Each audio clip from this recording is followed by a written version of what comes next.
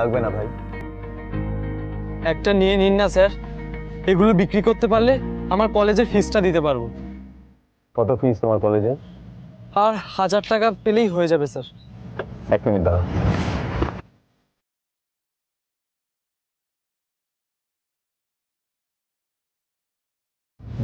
Thank you sir, ঈশ্বর আপনার মঙ্গল করুক। এ নিন স্যার। আমার এগুলো লাগবে না ভাই। তুমি এক কাজ করো, এই ফুলগুলো যার দরকার, যে ফুলগুলো পেলে খুশি হবে এমন কাউকে দেখতে পেলে তাকে দিয়ে দিও, কেমন? আপনি সত্যিই বড় ভালো মানুষ স্যার।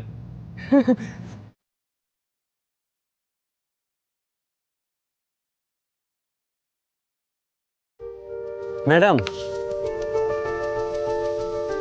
লাগবে না দাদা। এর জন্য আপনাকে কোনো দাম দিতে হবে না ম্যাডাম, এটা আপনার জন্য। আসলে দেখলাম আপনার মন খারাপ, আর ফুলে সবার মন ভালো হয়ে যায়, তাই এটা আপনাকেই দিতে বলেছি। আমাকে কে দিতে বলেছে? ওই যে স্যার।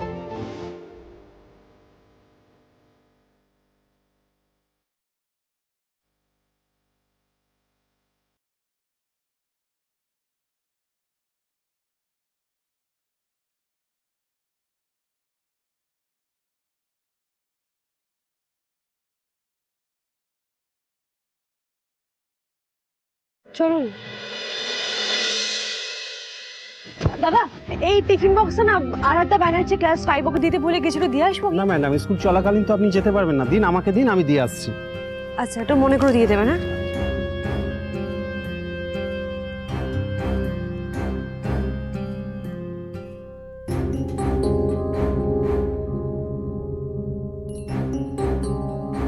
খিদে পাচ্ছে মনে হচ্ছে, কি করবো কি করি এবার? আচ্ছা, একটু জল খেয়ে নেবো।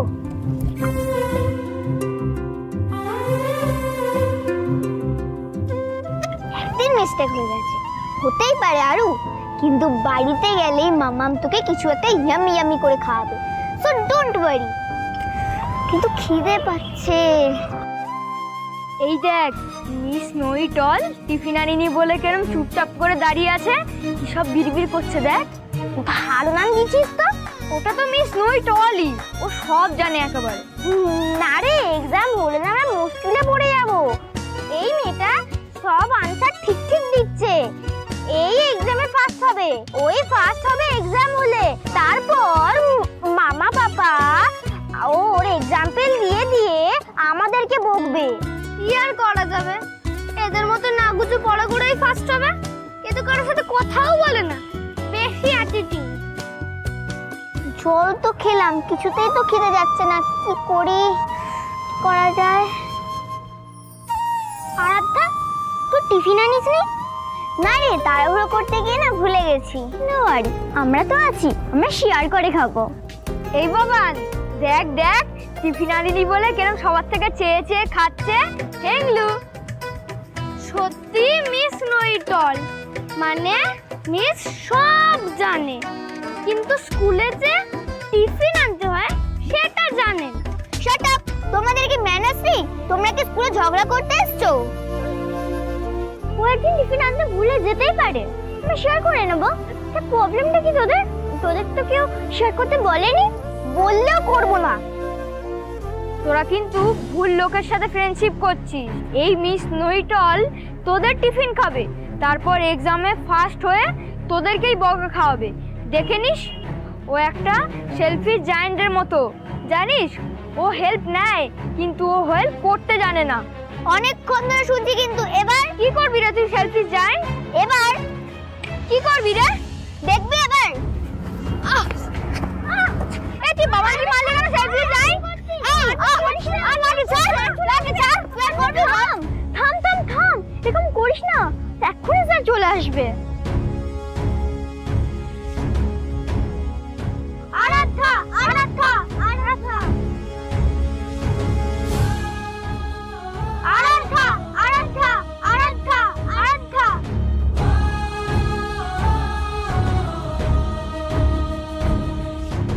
আর লাগে যাই বলছি, আর সেলফিশ যাই, আর কিছু লাগবে বল না, বল লাগবে, বল আর লাগবে, ছাড়, বল লাগবে, লাগবে, ছাড়, লাগবে। নাহলে কিন্তু আমি প্রিন্সিপাল ম্যামকে এক্ষুনি জানাবো। এ নাও তোমার টিফিনটা। চল আমরা ওই দিকটায় যাই।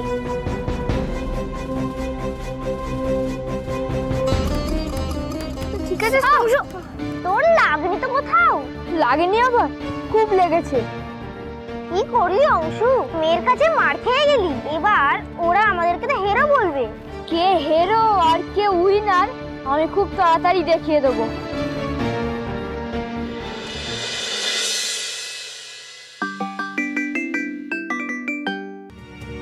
হ্যাঁ, ডক্টর বাগের চেম্বারে পৌঁছেছিস? হ্যাঁ হ্যাঁ, এই তো পৌঁছলাম আর রিপোর্টগুলো নিয়ে এসেছি আমি। আচ্ছা শোন না, বলছি যে একটু ডক্টরকে রিকোয়েস্ট করিস না, উনি যদি আমাদের বাড়িতে এসে রুগী দেখতে রাজি হন। বিদিশার শরীরটা কিন্তু খুব একটা ভালো না, আর ওকে বললে ও ডাক্তারের কাছে যেতে চাইবে না। তুই একটু বলে দেখ না রে। আচ্ছা ঠিক আছে, আমি ডক্টরকে কনভিন্স করে আমার সাথে নিয়ে আসবো বাড়িতে। আচ্ছা এখন রাখি, আমাকে ভেতরে যেতে হবে। তুবান, ও মা, কেমন আছো? এসো এসো এসো এসো এসো।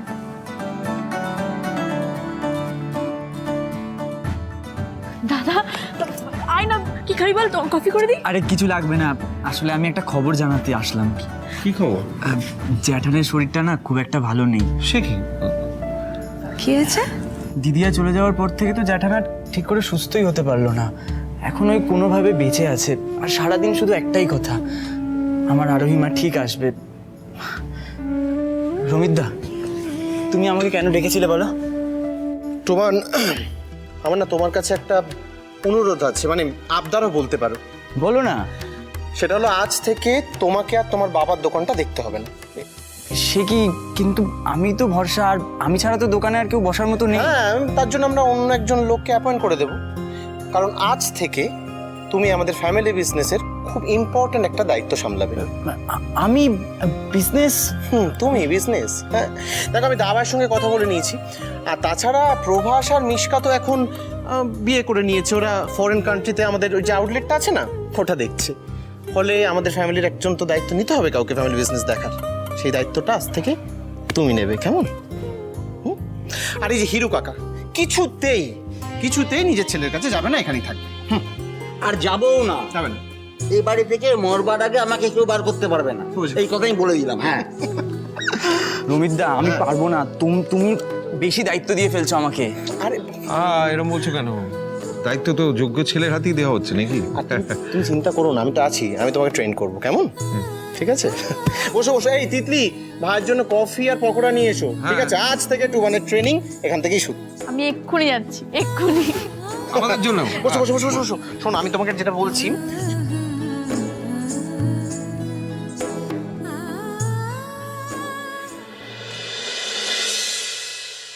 কখন লাগে স্কুল থেকে আসতে আমি তো বুঝতেই পারছি না।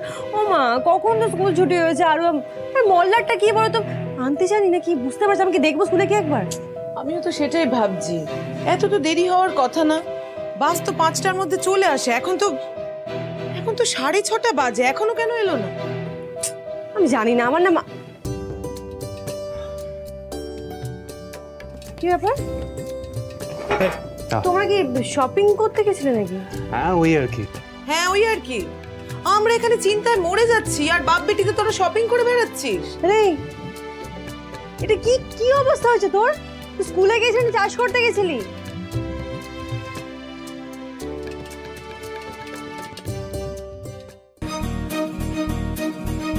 মাম্মা, আমি না মারামারি করেছি।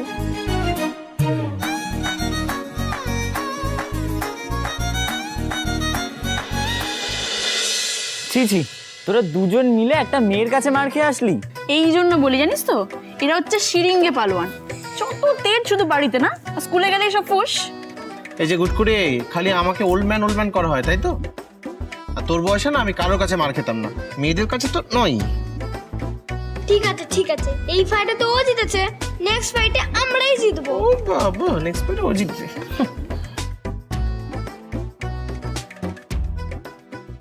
আবার যদি ফাইট করতে আসে তাহলে আবার মারবো।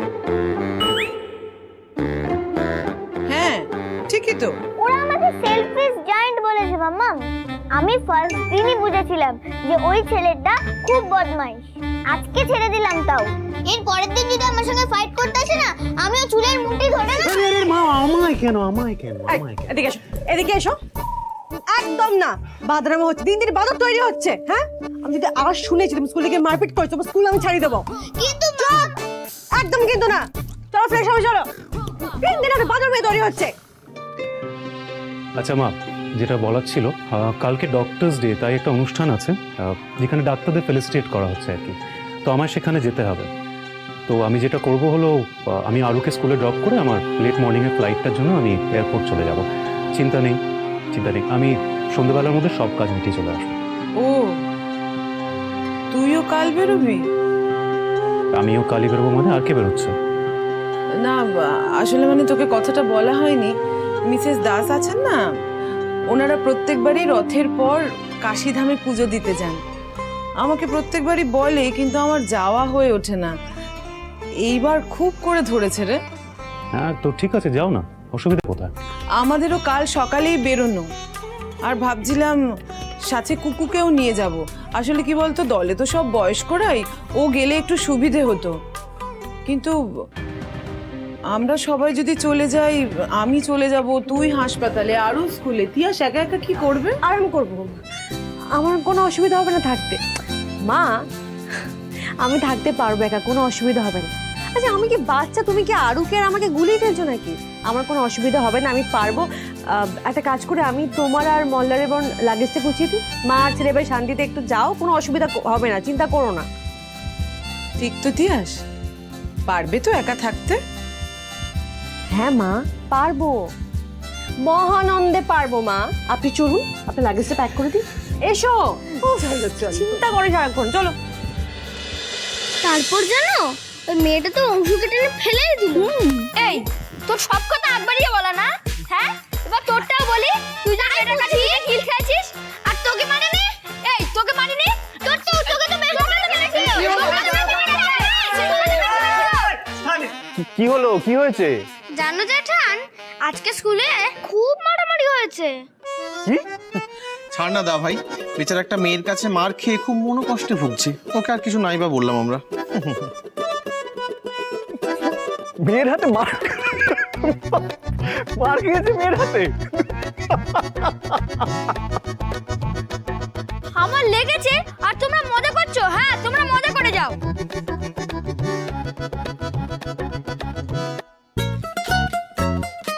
এই অংশু, বাবা, এই রমিত, দাঁড়া, আমিও ফ্রেশ হয়ে আসি।